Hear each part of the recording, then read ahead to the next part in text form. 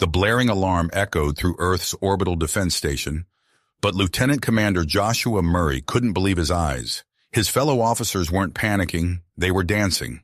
As the crew moved in perfect synchronization to the battle station alert, Joshua's attention snapped back to the approaching alien vessel on his monitor. The unidentified ship had appeared out of nowhere, triggering the station's AI to sound the alarm. Joshua's fingers flew across the control panel, desperately trying to establish contact with the unknown craft. The station's sensors identified it as belonging to the Tellarites, a newly discovered alien race.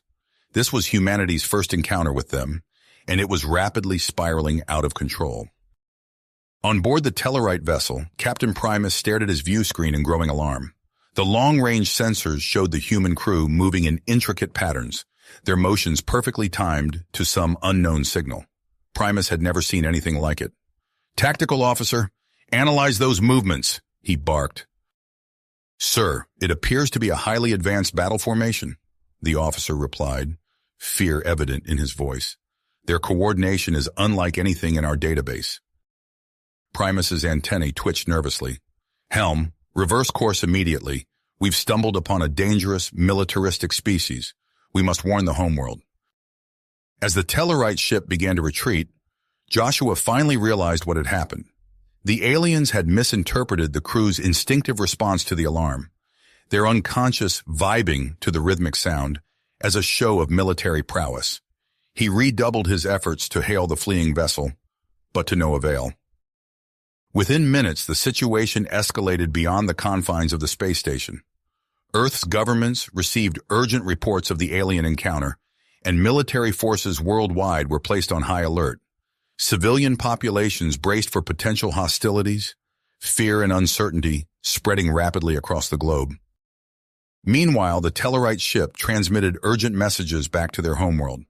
They described Earth as a planet to be avoided at all costs, its inhabitants a highly coordinated and potentially aggressive species.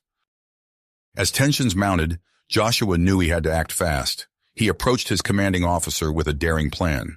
"Sir, we need to show the Tellarites that our movements weren't a threat. If we can demonstrate that it's just a cultural response, we might be able to salvage this first contact." The commander looked skeptical, but nodded slowly.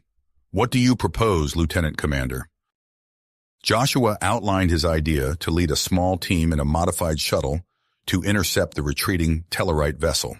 Their mission would be to explain the concept of vibing and prove that Earth posed no threat to their civilization.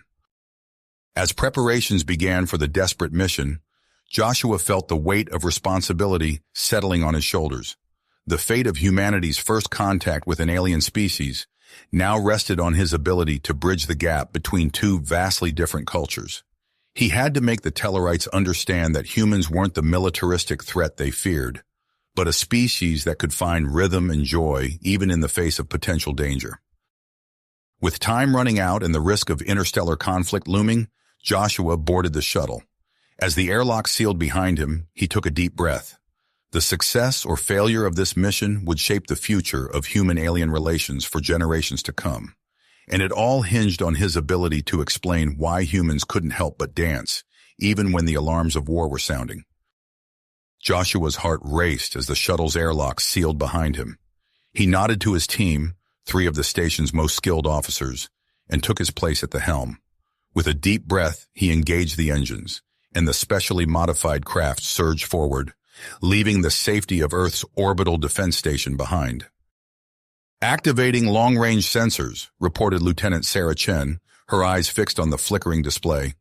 "Tellarite vessel detected, bearing Bureau 47 Mark 2113. They're moving fast, sir." Joshua's fingers danced across the control panel, plotting an intercept course. "Engage full thrust. We need to catch them before they're out of range." The shuttle's engines roared to life, pushing the small craft to its limits. As they streaked through the inky void of space, Joshua couldn't help but marvel at the absurdity of their mission. They were chasing an alien ship to teach them about dancing. If the situation weren't so dire, he might have laughed.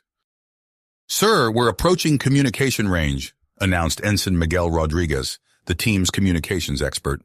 "Shall I begin transmission?" Joshua nodded. Initiate protocol rhythm, Miguel. Let's show them what we've got. Rodriguez's fingers flew across his console, activating the shuttle's unique transmission system. A cacophony of Earth's most iconic music began broadcasting across multiple frequencies, filling the shuttle with an eclectic mix of genres and beats. Holographic projectors online, reported Lieutenant Yuki Tanaka, the final member of their team. Ready to deploy on your mark, sir.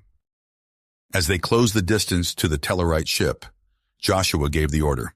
Deploy holograms, let's dance. Suddenly, the space around their shuttle came alive with vibrant, larger-than-life projections of humans dancing. From ballet to breakdancing, from waltz to hip-hop, the holographic performers moved in perfect sync with the transmitted music. On board the Tellarite vessel, Captain Primus stared at his view screen in disbelief. "What in the name of the seven moons is that?" he demanded, his antennae twitching wildly.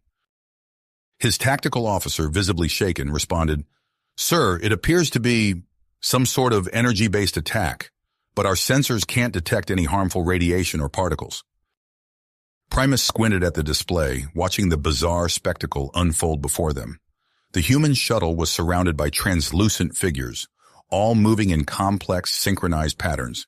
It was unlike anything he had ever seen. "Evasive maneuvers!" Primus barked. "Charge weapon systems!" The Tellarite ship banked hard, attempting to put distance between itself and the approaching human craft. But Joshua had anticipated this reaction. He masterfully adjusted their course, keeping pace with the alien vessel while maintaining their holographic display. "Sir," called out the Tellarite science officer, "I'm detecting unusual energy patterns emanating from the human ship. They seem to be audio waves." Primus's brow furrowed. "Audio waves? Put it through the ship's speakers." The bridge of the Tellarite vessel suddenly filled with the pulsing beats and melodic tunes of Earth's music. The crew exchanged confused glances as the unfamiliar sounds washed over them. In the corner of the bridge, a young officer named Zex found her foot unconsciously tapping to the rhythm. The movement caught the eye of her fellow crew members, who watched in fascination as her body began to sway slightly. Back on the human shuttle, Joshua noticed the Tellarite ship's erratic movements had ceased. "They're holding position," he announced. "I think we've got their attention. Miguel, cycle through the playlist. Yuki, let's amp up the holograms." The space around the shuttle exploded into an even more elaborate display. Holographic dancers pirouetted and backflipped, their movements perfectly synchronized with the changing music. Classical symphonies gave way to pulsing electronic beats, showcasing the vast spectrum of human musical expression. On the Tellarite bridge, more crew members began to mimic the movements they saw in the holographic display. Some nodded their heads to the beat, while others swayed gently. Even Captain Primus found his antennae bobbing in time with the music. "Sir," the science officer reported, a note of wonder in his voice, "I don't believe this is an attack. It seems to be a form of communication." Primus stroked his chin thoughtfully. "A nonviolent communication attempt? Fascinating. Can we respond?" Joshua, seeing the change in the Tellarite ship's demeanor, knew it was time for the next phase of their plan. "Miguel, initiate the mathematical sequence." Rodriguez nodded, his fingers flying across the console. The music faded, replaced by a series of rhythmic beeps and tones. Each sequence corresponded to a simple mathematical equation, creating a pattern of logic and rhythm. The Tellarite scientists, their interest piqued, quickly deciphered the pattern. To everyone's surprise, they responded with their own set of rhythmic equations, marking the first successful exchange between humans and Tellarites. Excitement coursed through Joshua as he realized they were making progress. "Yuki, prepare the solar system projection. It's time to invite them home." Lieutenant Tanaka nodded, her fingers dancing across her control panel. The holographic dancers faded away, replaced by a stunning representation of Earth's solar system. At its center, a blue-green orb pulsed gently, its rhythm warm and inviting. On the Tellarite ship, Captain Primus leaned forward in his chair, his eyes fixed on the holographic display. The pulsing planet at the center seemed to call to him, offering a peaceful welcome. "Hold our position," Primus ordered, his voice soft but firm. "It seems we may have misunderstood our neighbors. Perhaps it's time we introduced ourselves properly." As both vessels hung motionless in the vastness of space, Joshua felt a glimmer of hope. They had taken the first step towards peaceful contact, but the real challenge lay ahead. How would they bridge the vast cultural divide? Could the universal language of rhythm and music truly unite two species from opposite ends of the galaxy? With anxious anticipation, Joshua and his team waited for the Tellarites' next move. The future of interstellar relations hung in the balance, dependent on the power of a beat and the magic of a dance. Dance. The human shuttle hung motionless in space, its holographic display still pulsing with the rhythm of Earth's heartbeat. On board the Tellarite vessel, Captain Primus's antennae twitched as he contemplated his next move. "Helm, bring us alongside the human craft," Primus ordered, his voice steady despite the tension thrumming through his body. "Prepare docking procedures." As the Tellarite ship maneuvered closer, Joshua watched with a mixture of anticipation and trepidation. He turned to his team, their faces a mirror of his own emotions. "This is it," he said softly. "Everything we've worked for comes down to this moment." The shuttle rocked gently as the Tellarite vessel's docking mechanism engaged. Joshua took a deep breath, centering himself as he heard the airlock cycling. "All right, team, let's make history." As the airlock hissed open, Joshua led his small delegation forward. In his hands, he clutched a portable speaker, while Lieutenant Tanaka carried a compact holographic projector. They stepped into the docking area, their eyes widening as they caught their first real glimpse of the Tellarites. Captain Primus stood at the head of a small group of officers, his stout frame and dripping antennae a stark contrast to human physiology. For a moment, both parties simply stared, drinking in the alienness of each other. Joshua broke the silence, activating the speaker in his hands. The gentle strains of a classical earth melody filled the space between them, its soothing tones a stark contrast to the earlier driving beats. As if on cue, Joshua and his team began to sway gently to the music, their movements slow and non-threatening. The Tellarites watched, fascination evident in their twitching antennae and wide eyes. Joshua noticed a young officer near the back of the group, her foot tapping almost imperceptibly to the rhythm. He smiled, recognizing an opening. "Greetings," Joshua said, his words filtered through the universal translator. "I am Lieutenant Commander Joshua Murray of Earth. We come in peace and friendship." Captain Primus stepped forward, his antennae quivering slightly. "I am Captain Primus of the Tellarite vessel Harmony Seeker. We apologize for our earlier misunderstanding." Joshua nodded, relief washing over him. "No harm done, Captain. We're just glad we were able to clear things up." He gestured to the speaker in his hands. "What you're hearing is what we call music. It's a fundamental part of human culture." Primus tilted his head, listening intently. "Fascinating. And the movements you were performing earlier?" "We call it dancing," Joshua explained. "It's a form of nonverbal communication and expression that often accompanies music." He turned to his team. "Perhaps a demonstration?" At Joshua's nod, Tanaka activated the holographic projector. The docking area came alive with shimmering images of human dancers, each performing a different style. Ballet dancers pirouetted alongside break dancers, while ballroom couples twirled past modern hip-hop performers. The Tellarites watched in awe, their earlier apprehension melting away. The young officer Joshua had noticed earlier stepped forward, her eyes shining with curiosity. "It's beautiful," she said, her voice filled with wonder. Joshua smiled warmly. "Would you like to try?" he asked, extending his hand. The officer looked to Captain Primus, who nodded his approval. Hesitantly, she took Joshua's hand, allowing him to guide her through a simple series of steps. As the two moved together, Joshua could feel the tension in the room dissipating. Other Tellarites began to sway slightly, caught up in the rhythm of the music. Captain Primus watched the proceedings with growing interest. "This dancing," he said, testing the unfamiliar word, "it serves no practical purpose?" Joshua shook his head. Not in the way you might think, but it brings us together, helps us express emotions, and can even be a form of storytelling. Primus nodded slowly, his antennae twitching in what Joshua was beginning to recognize as a sign of deep thought. We have something not dissimilar, the Tellarite captain admitted, though it is reserved for our most sacred ceremonies. Joshua's eyes lit up. We'd be honored to learn about it if you're willing to share. Primus conferred briefly with his officers before nodding. Very well. Zex, he called to the young officer who had danced with Joshua, fetch the sacred resonators. Moments later, Zex returned with a collection of small, handheld instruments. The Tellarite crew arranged themselves in a circle, each holding one of the devices. At a signal from Primus, they began to play. The sound that filled the docking area was unlike anything Joshua had ever heard. It was at once percussive and melodic, with complex harmonies that seemed to spiral through the air. The Tellarites swayed as they played, their antennae moving in intricate patterns that seemed to follow the music. Joshua and his team watched in awe, their own bodies unconsciously moving to the alien rhythm.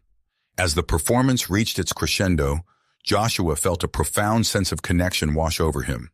Despite their differences, in this moment, humans and Tellarites were united by the universal language of rhythm and sound. As the final notes faded away, Joshua stepped forward. Captain Primus, he said, his voice thick with emotion, I think it's time we cleared up our initial misunderstanding. Joshua explained how the synchronized movements the Tellarites had observed during the battle station alert were not a military maneuver, but simply a natural human response to rhythmic stimuli. He demonstrated how even the blaring of an alarm could trigger this instinctive reaction in humans. Understanding dawned in Primus's eyes. So your species wasn't preparing for combat, but dancing? Joshua nodded, a smile tugging at his lips. In a manner of speaking, yes. Primus's antennae drooped slightly in what Joshua interpreted as embarrassment. We have made a grave error in judgment, the Tellarite captain said. Please accept our deepest apologies. There's nothing to forgive, Joshua assured him. What matters is that we've moved past it. In fact, I'd like to propose that we continue our mission of first contact with Earth, this time with my team acting as intermediaries to prevent any further misunderstandings. Primus was about to respond when a shrill alarm cut through the air. Both human and Tellarite crew members snapped to attention. Sir, called out a Tellarite officer from a nearby console, long-range sensors are detecting a massive energy signature approaching our position. Joshua and Primus exchanged a look of concern. Whatever progress they had made in building trust was about to be put to the test. Can you identify it? Primus demanded. The officer shook his head. Negative, sir. The energy reading is unlike anything in our database. It's enormous. Joshua felt a chill run down his spine. He turned to Primus, grit etched on his face. Captain, I suggest we combine our resources. Whatever this is, we'll have a better chance facing it together. Primus nodded without hesitation. Agreed. Let us form a joint team to investigate this anomaly. As both ships powered up their engines and defensive systems, Joshua couldn't help but marvel at how quickly their situation had changed. Just moments ago, they were celebrating a cultural exchange. Now they faced an unknown threat that could alter the course of both their civilizations. The newly formed Human-Tellarite Alliance moved into action, pooling their technological capabilities and scientific expertise. As they prepared to confront the mysterious entity hurtling towards them, Joshua realized that the fate of both species now hung in the balance. The success of their hastily formed partnership would be crucial not only to their immediate survival, but to the future of interstellar relations.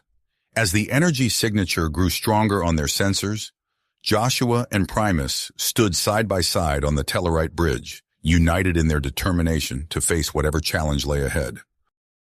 The stars outside the view screen seemed to bend and warp as the unknown entity drew nearer. Joshua took a deep breath, steeling himself for what was to come. Whatever this new presence in space might be, they would face it together, human and Tellarite, united by rhythm, music, and the unexpected bond they had forged. The tension on the bridge was palpable as the unknown entity drew closer, bending the very fabric of space around it.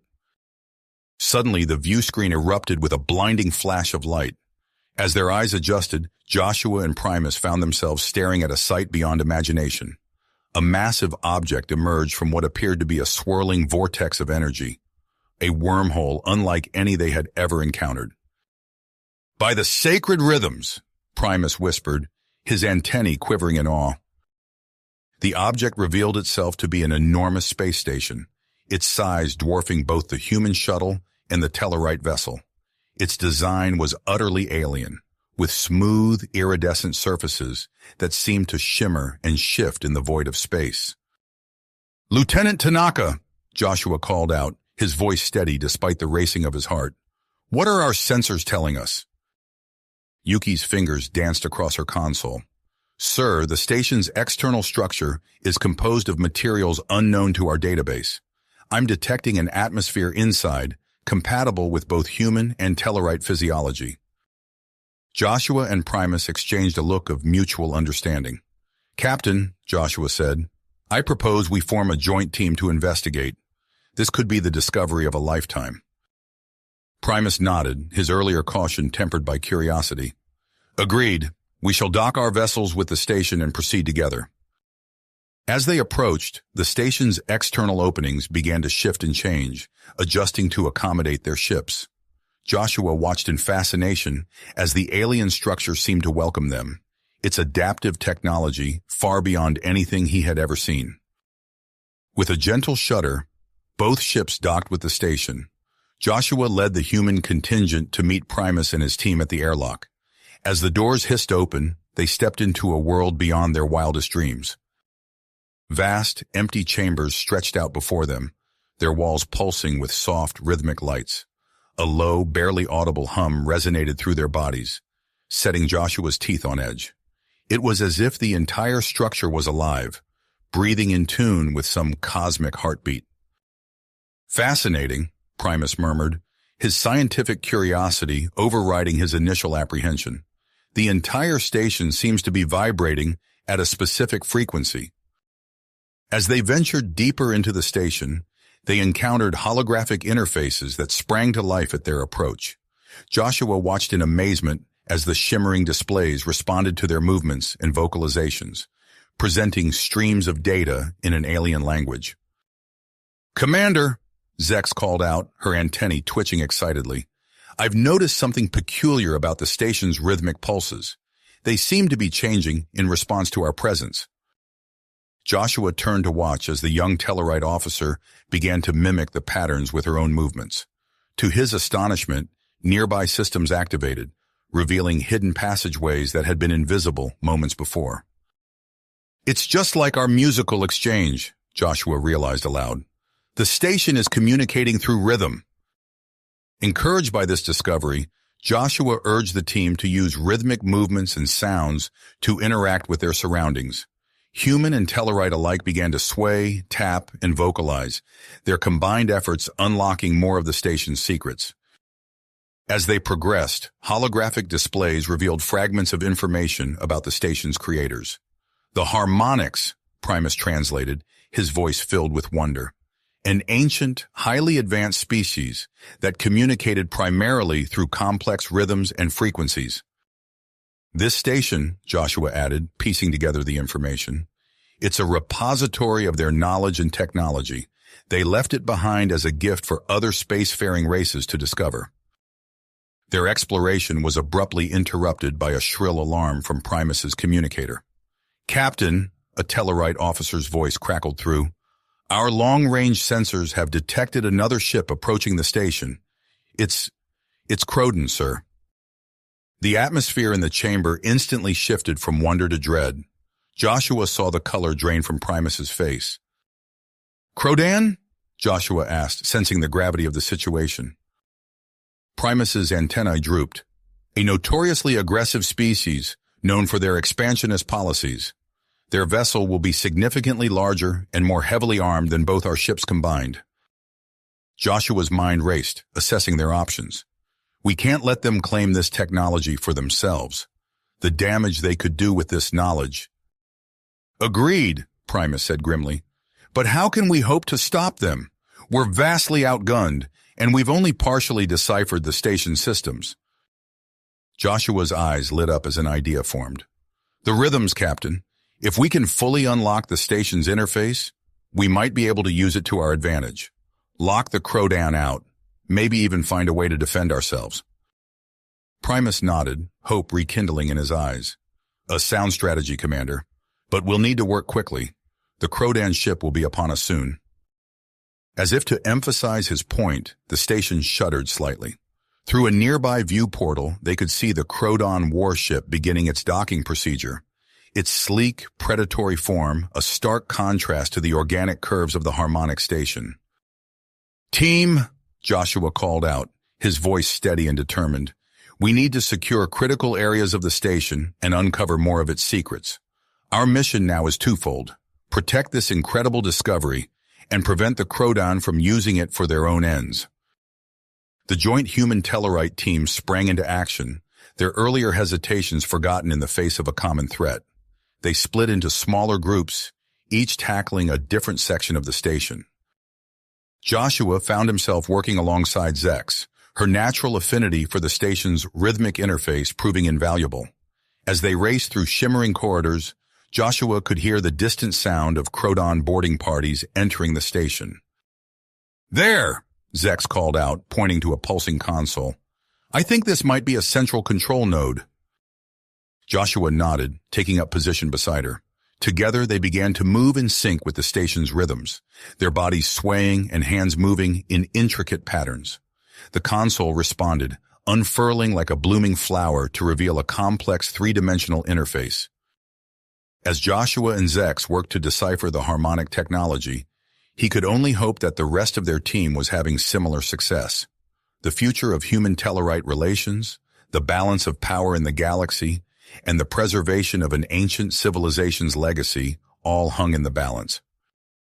Through the station's internal sensors, Joshua watched as the first wave of Krodan forces began to spread through the lower levels.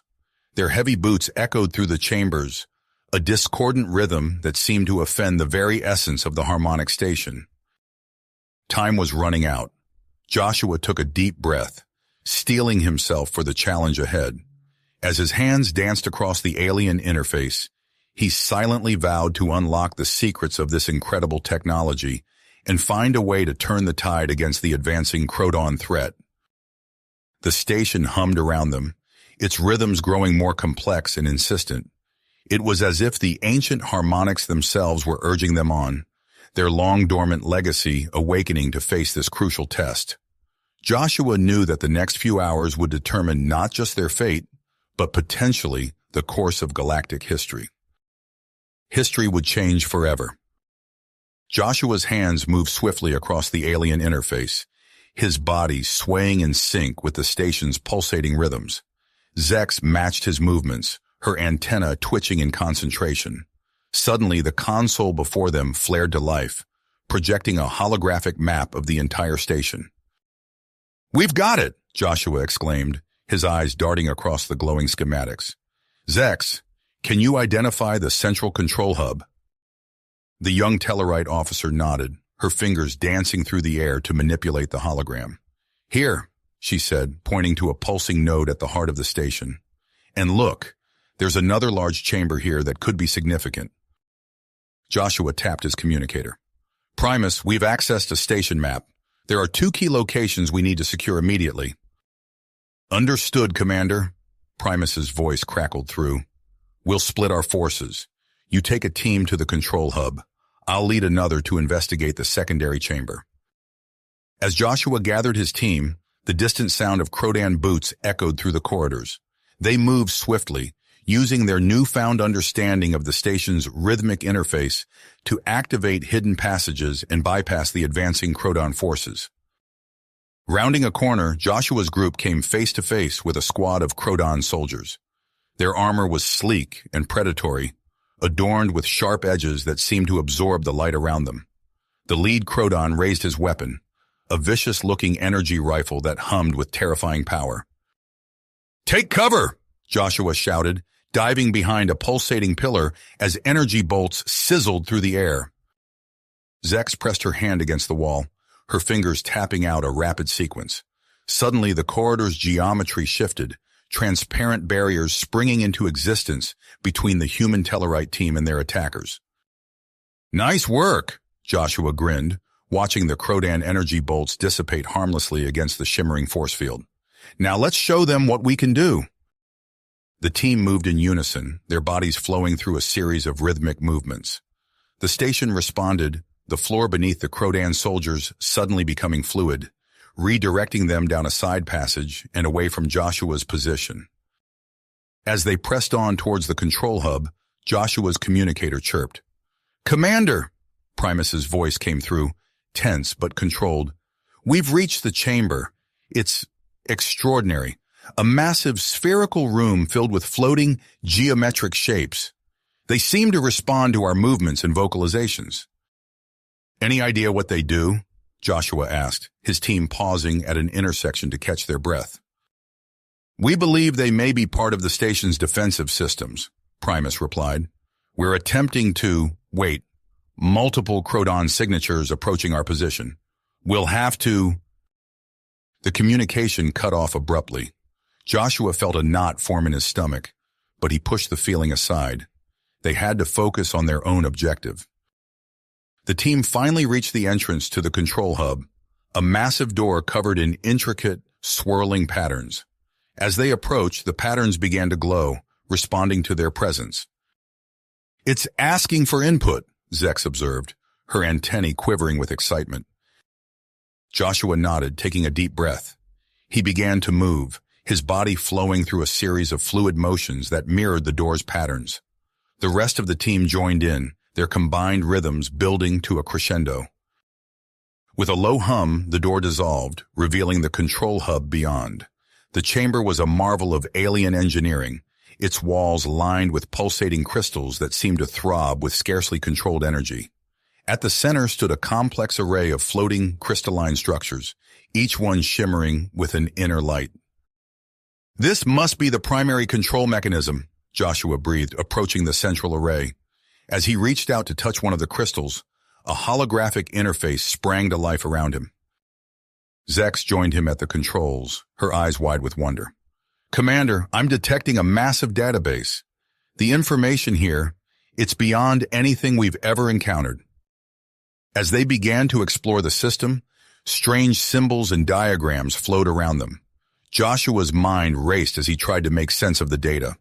"Look at this," he said, pointing to a recurring pattern. I think this might be some kind of propulsion system, but on a scale I can barely comprehend." Before they could delve deeper, a violent tremor shook the station. Alarms blared as the control hub's crystals pulsed an angry red. "Krodan forces have breached our position," one of the human officers shouted, raising his weapon.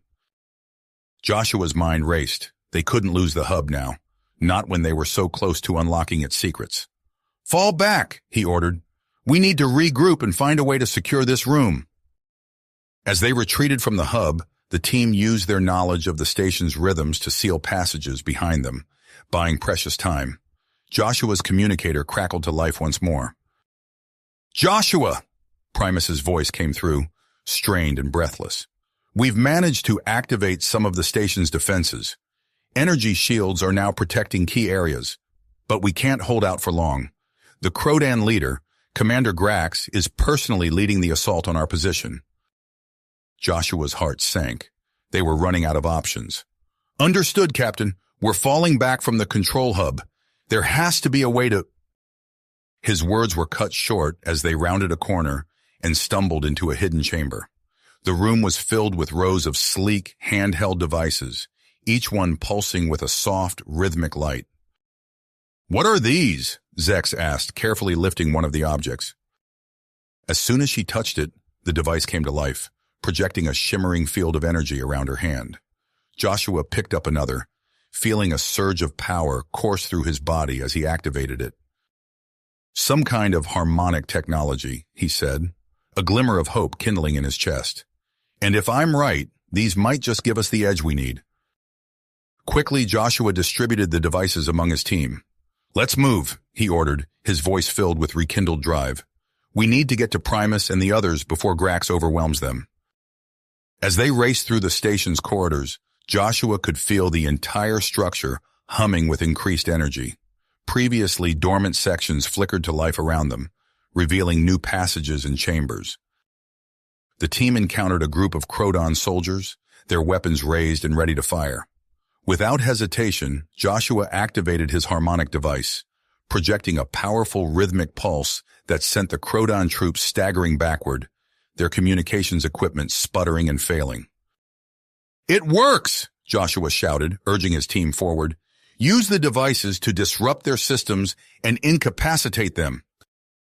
As they fought their way towards the defensive systems chamber, Joshua could sense the station becoming more alive with each passing moment. The rhythms that pulsed through its structure grew more complex, more insistent, as if the ancient harmonics themselves were lending their strength to the battle. Finally, they reached the entrance to the massive spherical room where Primus and his team made their stand. Through the doorway, Joshua could see the swirling geometric shapes that filled the air, forming intricate patterns of energy barriers. And there, at the far end of the chamber, stood a figure that could only be Commander Grax. The Crodon leader was encased in a formidable exosuit, its surface covered in pulsing energy nodes and jam-packed with advanced weaponry. As Grax turned to face the newcomers, his alien features twisted into a predatory grin. "So," his voice boomed across the chamber, "the Human and Tellarite Alliance thinks they can stand against the might of the Crodon Empire." Joshua raised his harmonic device, its energy field shimmering around his arm. He looked to Primus, then to Zex, and finally to the rest of their combined team. Human and Tellarite stood side by side, united in purpose. "We don't think, Commander Grax," Joshua replied, his voice steady and resolute. "We know." As both sides prepared to clash, the station's rhythms reached a fever pitch, the very air vibrating with potential energy. The final battle for control of the harmonic station was about to begin, and the future of the cosmos hung in the balance. Balance. The air crackled with tension as Joshua and Grax locked eyes across the chamber. Without warning, Grax's exosuit erupted in a flurry of activity. Energy blasts sizzled through the air, forcing Joshua and Primus to dive behind the nearest floating geometric shapes. The translucent barriers shimmered as they absorbed the impact, their edges pulsing with each hit. "Spread out!" Joshua shouted, his voice barely audible over the din of battle. "Use the shapes for cover!" The Human Tellarite Alliance scattered, darting between the floating forms with practiced agility. Joshua activated his harmonic device, feeling the surge of power course through his arm. He leaped from behind his shelter, projecting a concentrated pulse of rhythmic energy directly at Grax. The Crodon commander staggered, his exosuit's systems briefly flickering. In that moment of vulnerability, Primus seized the opportunity. His fingers danced across a nearby control panel, manipulating the chamber's defenses. Shimmering walls of energy sprang to life, cutting off Grax from his support troops. "Nice work!" Joshua called out, ducking back into cover as Grax regained his footing. Primus nodded grimly. "It won't hold them for long. We need a new strategy." As if in response, Zex's voice cut through the chaos. "Commander, Captain, I've noticed something about these shapes." Joshua turned to see the young Tellarite officer studying the geometric forms intently. Her antennae twitched with excitement as she continued. "They resonate at specific frequencies when hit by energy blasts. If we time our attacks right, we might be able to amplify the station's defenses." A plan began to form in Joshua's mind. "Zex, coordinate our attacks. Everyone else, follow her lead." The chamber erupted in a symphony of controlled chaos. Zex's voice rang out, calling targets and timing. Human and Tellarite alike moved in perfect synchronization, their attacks striking the floating shapes in precise patterns. With each hit, the geometric forms hummed louder, their energies intertwining and reinforcing the station's defenses. Joshua led a small team to flank Grax, using their harmonic devices to create shifting patterns of energy that kept the Crodon commander off balance. They moved fluidly, their bodies echoing the pulsating rhythms of the station itself. For a moment it seemed as though victory was within reach. Then Grax's exosuit began to emit a horrific, discordant noise. The sound cut through the harmonious frequencies like a jagged knife, causing both humans and Tellarites to cry out in pain. Joshua gritted his teeth, struggling to maintain his focus as the cacophonous assault battered his senses. He saw his allies faltering, their coordinated efforts crumbling under the sonic onslaught. The station's energy levels fluctuated wildly, its defenses wavering. In that moment of desperation, a memory flashed through Joshua's mind. Information from the station's database about the harmonics propulsion technology. He quickly keyed his communicator. "Primus!" he shouted over the din. "We need to access the propulsion systems. If we can move the station, we might be able to turn the tide." The Tellarite captain's voice crackled back, strained but determined. "Understood. What's the plan?" "I'll take a small team to find the controls. Can you hold Grax here?" Primus grunted affirmatively. "We'll buy you as much time as we can. Go!" Joshua signaled to two of his team members, and they slipped away from the main battle. As they raced through the station's twisting corridors, Joshua felt the structure responding to their presence. Walls shifted, revealing hidden passages that led them deeper into the heart of the ancient construct. They burst into a massive chamber, and Joshua's breath caught in his throat. Before them stretched a vast expanse filled with what looked like liquid crystal. The substance moved and flowed, forming complex three-dimensional patterns in the air. "This has to be it," Joshua whispered, approaching the shimmering display. "The key to the harmonics propulsion system." As they studied the swirling patterns, Joshua's communicator crackled to life. Primus's voice came through, tight with urgency. "Joshua, we're losing ground. Grax's sonic attacks are breaking through our defenses, and more Krodan troops are pushing in. Whatever you're going to do it fast." Joshua's mind raced. How could they activate this alien technology in time? He closed his eyes, recalling the rhythms they had used to first awaken the station. His fingers moved instinctively, tracing patterns in the air. The liquid crystal responded, swirling faster, but it wasn't enough. Joshua frowned, knowing they were missing something crucial. Then faintly he heard it, the haunting, alien harmony echoing from the defensive systems chamber. His eyes snapped open. "That's it!" he exclaimed. "We need to combine the rhythms, the station, the defensive harmonies. It's all connected." Joshua began to move, his body flowing through the activation patterns while his voice echoed the distant Tellarite harmonies. His team members joined in, their movements and voices intertwining in a complex tapestry of sound and motion. The liquid crystal substance pulsed, then erupted into a dazzling vortex of energy. Joshua felt a surge of power course through the entire station, building to a crescendo that made his teeth rattle.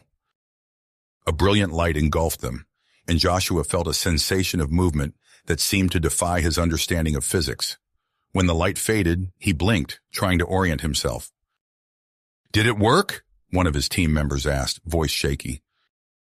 Before Joshua could answer, his communicator buzzed. "Joshua!" Primus's voice came through, a mix of confusion and awe. "What did you do? The station, it's moved. We're in a completely different star system." Relief washed over Joshua, but he knew the battle was just the beginning. "We're on our way back," he replied, already moving towards the exit. "What's the situation with Grax?" Disoriented but still fighting. The sudden jump seemed to affect his systems, but he's adapting quickly. "We need you back here now."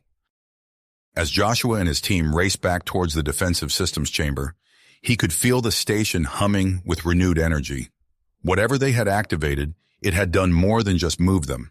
It felt as though the entire structure was more alive, more responsive to their presence. They rounded the final corner, the sounds of battle growing louder with each step. Joshua paused at the entrance, taking in the scene before him. The chamber was a maelstrom of energy and motion, with both sides struggling to regain their footing after the unexpected journey. In the center of it all stood Grax, his exosuit sparking and sputtering, but still formidable. The Krodan commander's eyes locked onto Joshua, narrowing with a mixture of rage and grudging respect. Joshua raised his harmonic device, feeling the station's energy coursing through him like never before. He stepped forward, ready to rejoin the fray and face whatever challenges this new phase of the battle would bring. The chamber was in chaos, energy pulses flying in all directions as the Human Tellarite Alliance struggled to regroup after the station's sudden jump. Joshua's eyes widened as he took in the scene. The geometric shapes that had once provided cover now swirled in erratic patterns, their usual harmonious movements disrupted by the station's relocation. Through gaps in the shifting barriers, he could see Primus and the others locked in fierce combat with Grax. The Krodan commander's exosuit sparked and sputtered, clearly affected by the station's unexpected movement. Seizing the moment, Joshua raised his harmonic device and projected a powerful rhythmic pulse directly at Grax. The energy wave struck the commander's suit, causing it to convulse and sending Grax staggering backward. "Now!" Joshua shouted to Primus, who nodded in understanding. The Tellarite captain's fingers flew across a nearby control panel, manipulating the chamber's defenses with practiced ease. Shimmering walls of energy sprang to life, cutting off Grax from the remaining Krodan troops. Confused and disoriented, the Krodan soldiers began to fall back, retreating towards their ship. As the immediate threat subsided, Joshua joined Primus at the control panel. "What's our status?" he asked, scanning the readouts. Primus's antennae twitched as he processed the information. "We've moved, that's for certain. The station's sensors are detecting a nearby planet with interesting properties." Before Joshua could inquire further, Zex called out from another console. "Commander, Captain, long-range sensors are picking up multiple Krodan vessels converging on our location." Joshua's stomach tightened. "They anticipated this," he muttered. "We need to fully activate the station's defenses. And fast." Primus nodded grimly.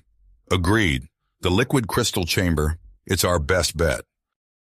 As they raced through the station's corridors, Joshua couldn't help but marvel at how differently the structure responded to them now. Walls seemed to shift and open of their own accord, guiding them towards their destination. The very air hummed with energy, as if the station itself was coming alive. They burst into the propulsion chamber, and Joshua gasped. The liquid crystal substance had transformed entirely. Where before it had flowed in simple patterns, now it formed complex three-dimensional structures that shifted and pulsed in response to their presence. "It's more than just propulsion," Joshua realized aloud. "This is the station's central processor." As they approached the swirling matrix, a flickering light coalesced before them. The team stepped back in surprise as a holographic figure materialized. A tall, ethereal being with features that seemed to flow and change like the liquid crystal itself. "Greetings," the figure intoned, its voice a melodious blend of tones. "I am Symphon, custodian AI of the Concordia station." Joshua and Primus exchanged glances before Joshua stepped forward. "We need your help, Symphon. There's a Krodan fleet approaching, and we need to activate the station's defenses." Symphon's form shimmered as it processed this information. The Concordia was designed as a nexus of peaceful cooperation between species. Your alliance, human and Tellarite, has partially awakened its systems through your shared appreciation of rhythm and music. The AI's expression grew serious. "To fully activate the Concordia's defenses, you must work in true harmony. But be warned, doing so will permanently bond the station's systems to your unique human Tellarite rhythmic signature. This may alter the Concordia's original purpose." Joshua opened his mouth to respond, but a thunderous crash from behind cut him off. They turned to see Commander Grax burst through the chamber doors, his exosuit crackling with energy. "The Concordia's power belongs to the Krodan Empire," Grax roared, raising his arm to fire. Joshua dove to the side, narrowly avoiding a blast of energy that scorched the floor where he had stood. Primus and the others scattered, taking cover behind the swirling liquid crystal formations. "Symphon," Joshua called out as he rolled to his feet. "We don't have a choice. Guide us." The AI nodded, its form expanding to encompass the entire chamber. Focus on the rhythm that unites you. Let it flow through you and into the Concordia. As Grax advanced, Joshua and Primus locked eyes across the room. Without a word, they began to move, their bodies flowing in sync with the pulsing liquid crystal. The other team members joined in, human and Tellarite alike, creating a complex dance of motion and sound. Grax fired wildly, but his shots seemed to dissipate harmlessly into the swirling patterns of energy that now filled the chamber. The liquid crystal matrix pulsed brighter with each passing moment, responding to the Alliance's harmonious movements. Suddenly, the entire station shuddered. In the distance, they could hear the sound of massive systems coming online, defense grids powering up, and energy shields snapping into place. "It's working!" Zex shouted, her antennae quivering with excitement. But their celebration was premature. With a roar of fury, Grax charged forward, his exosuit systems overloading, as he made one final desperate attempt to claim the Concordia's power. Joshua saw the danger too late. Grax was heading straight for the central crystal formation, the very heart of the station's processes. If he disrupted it now, the consequences could be catastrophic. Time seemed to slow as Joshua launched himself towards Grax, his harmonic device pulsing with energy. Primus, seeing Joshua's intent, coordinated the team's movements to channel the station's power directly into Joshua's device. As Grax's armored fist came down towards the crystal, Joshua intercepted, his harmonic-enhanced hand meeting Grax's in a clash of opposing energies. The resulting shockwave sent both of them flying backward, but the crystal remained intact. Joshua hit the ground hard, his vision blurring. Through the haze, he could see the liquid crystal matrix glowing brighter than ever, its patterns becoming more intricate and beautiful by the second. Symphon's voice echoed through the chamber, filled with a mixture of awe and concern. "The Concordia awakens fully, but the Krodan fleet approaches. Your trial is not yet over." As Joshua struggled to his feet, he saw Primus helping Zex recalibrate the station's long-range sensors. The first Krodan ships were entering the system, their weapons charged and ready for battle. The human Tellarite alliance had unlocked the power of the Concordia, but now they faced the ultimate test of their newfound partnership. As energy shields flickered to life around the station and weapon systems hummed with power, Joshua realized that the true challenge was just beginning. With the fate of the Concordia, and perhaps the balance of power in the galaxy, hanging in the balance, Joshua took a deep breath and turned to face the oncoming threat. The rhythm of the station pulsed through him, a testament to the power of harmony in the face of aggression. Whatever came next, they would face it together. Together. As the first Krodan ships entered the system, their ominous silhouettes growing larger on the screens, Joshua and Primus exchanged a determined look. "We have no choice," Joshua said, his voice steady despite the gravity of the situation. "We need to fully activate the Concordia's defenses." Primus nodded, his antennae twitching in agreement. "The fate of our peoples rests on this decision. Let us hope we are worthy of the responsibility." They turned to Symphon's holographic form, which pulsed with an otherworldly light. The AI's features flowed like liquid, reflecting the swirling patterns of the crystal matrix behind it. "Guide us, Symphon," Primus requested. "Show us how to unlock the Concordia's full potential." The hologram expanded, filling the chamber with a shimmering, three-dimensional display of intricate patterns. "Focus on the rhythms that unite you," Symphon instructed. "Let them flow through your bodies and minds. The Concordia will respond to your harmony." Joshua and Primus began to move, their bodies flowing in sync with the pulsing liquid crystal. The other team members joined in, forming a circle around the central matrix. Their movements started slowly, each species following their own internal rhythms, but gradually began to intertwine and complement each other. As the Alliance's movements grew more coordinated, tendrils of light extended from the liquid crystal, reaching out to touch each participant. Joshua felt a tingling sensation spread through his body, as if the very essence of the station was connecting with him on a molecular level. Suddenly, a thunderous crash broke through their concentration. Commander Grax burst into the chamber, his damaged exosuit sparking and sputtering, his eyes visible through a cracked faceplate, burned with desperation. "No!" Grax roared. "The power of the Concordia belongs to the Crodon Empire!" He charged towards the liquid crystal matrix, his armored fist raised to strike. Joshua, acting on instinct, broke from the circle and intercepted the Crodon commander. They collided with a resounding clang, grappling fiercely as they tumbled across the chamber floor. "Keep going!" Joshua shouted to the others as he struggled with Grax. "Complete the activation!" Primus nodded, redoubling his efforts to lead the team through the complex series of movements and vocalizations. The liquid crystal pulsed more intensely, responding to their increased focus and drive. Joshua and Grax traded blows, their battle a stark contrast to the harmonious movements of the activation sequence. The human used every ounce of his strength and agility to keep the Crodon commander away from the Matrix, knowing that a single disruptive strike could jeopardize everything. As the two leaders fought, Zex's voice suddenly rose above the chaos.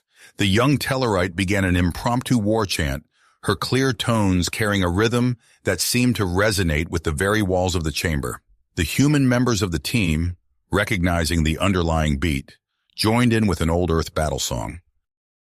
The combined melody swelled, filling the air with a powerful harmony that bridged the gap between the two species.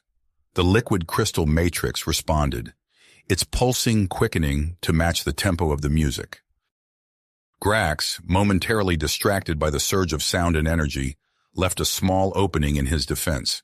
Joshua, his mind clear despite the frantic combat, saw his opportunity. In a fluid motion that blended his Terran combat training with a Tellarite grappling technique Primus had shown him earlier, Joshua slipped past Grax's guard and struck a vital point on the exosuit. The Crodon commander's armor sputtered and went dark, its systems overloaded by the precise strike.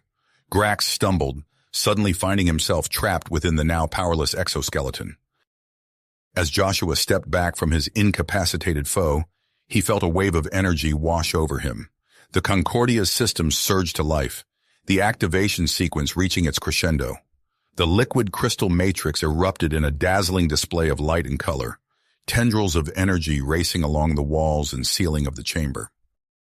A massive pulse of energy burst forth from the station, expanding outward to engulf the approaching Crodon fleet. Joshua braced himself, expecting to see the enemy ships torn apart by the Concordia's defenses. Instead, something extraordinary happened. The Crodon vessels began to vibrate, their hulls resonating with the same frequency as the station. Through the chamber's view screens, Joshua could see the enemy crews moving in their ships, their bodies swaying in an irresistible dance. Symphon's hologram expanded once more, filling the chamber with a breathtaking light show synchronized to the Alliance's music. The AI's voice, now a harmonious blend of tones, echoed through the station. "The Concordia's true purpose is revealed," Symphon announced. "Not merely a weapon of defense, but a tool to foster understanding and harmony between different species through the universal language of rhythm." As the energy pulse subsided, the Crodon fleet remained in formation, but their aggressive posture had vanished.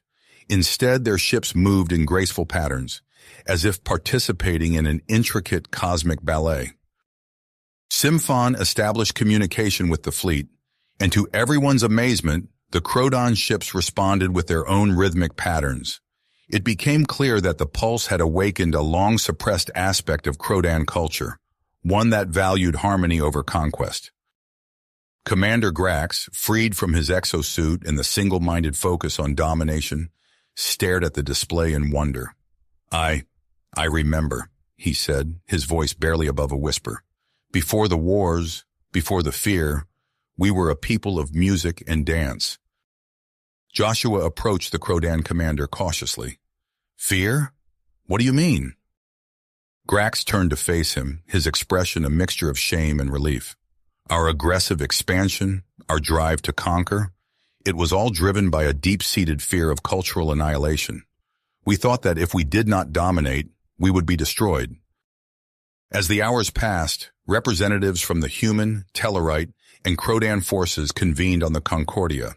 The liquid crystal matrix reconfigured itself, creating a grand chamber where the three species could meet and interact. Under Symphon's guidance, they began to forge a new alliance based on mutual understanding and shared rhythms. The chamber echoed with a cacophony of voices and sounds as the different species attempted to learn each other's musical traditions. Joshua watched in amazement as a human engineer taught a Crodon warrior the basics of tap dancing, while nearby, a group of Tellarites and Crodans collaborated on a percussive piece, using the crystalline structures of the chamber itself as instruments. As the new alliance took shape, Joshua found Primus standing at the edge of the chamber, gazing out at the star-filled expanse beyond the Concordia. "It's hard to believe," Joshua said, joining his Tellarite friend.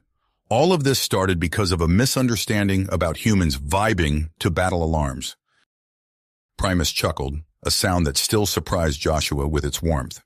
"Indeed, it seems our initial conflict, and the cooperation that grew from it, were the keys to unlocking the Concordia's true potential." As they stood there, watching the three species interact in harmony, Joshua felt a profound sense of hope for the future. The Concordia, once a hidden relic, now stood as a beacon of possibility, inviting other species to join in the grand symphony of the cosmos. The chamber filled with the sound of music as humans, Tellarites, and Crodons began to practice for the upcoming ceremonial performance. Joshua and Primus shared a smile before joining their respective groups, ready to add their own unique rhythms to the growing interstellar harmony. You have reached the end of the story. If you enjoyed this story and want to support us, please leave a like and subscribe to our channel, and for every comment that says 88, I will heart every single one of them. Thank you for your time.